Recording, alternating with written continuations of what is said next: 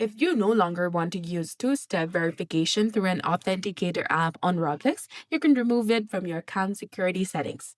This can be helpful if you've changed devices, switched Authenticator apps, or prefer another verification method. Here's how to remove the Authenticator from your Roblox account.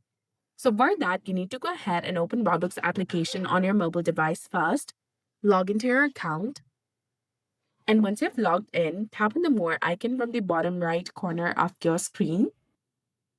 From this page, scroll all the way down and tap on Settings that you will find below the Learn option. Once you're in the Settings page, you need to go ahead and tap on Security, that is between account info and privacy and content restrictions. Once you're in the Security page, you will find various options. But for now, you can see that I have not set up any two-step verification method, so it is set to none. But there are options to add two-step verification through email, Authenticator app, hardware security keys, and Authenticator app, which is very secure. And you can also check where your Roblox account is logged in. Now, if you want to remove the Authenticator app, if you have set it, you can tap the option to turn it off or remove it and then confirm your choice. Or you can simply go ahead and tap this None option over here and you'll be done.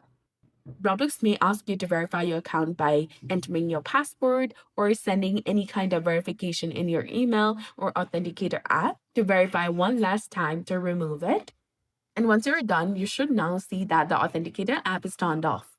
So that's it. That's how you remove the Authenticator app from Roblox. Thanks for watching. And if you found this video helpful, please like and subscribe. See you in the next one.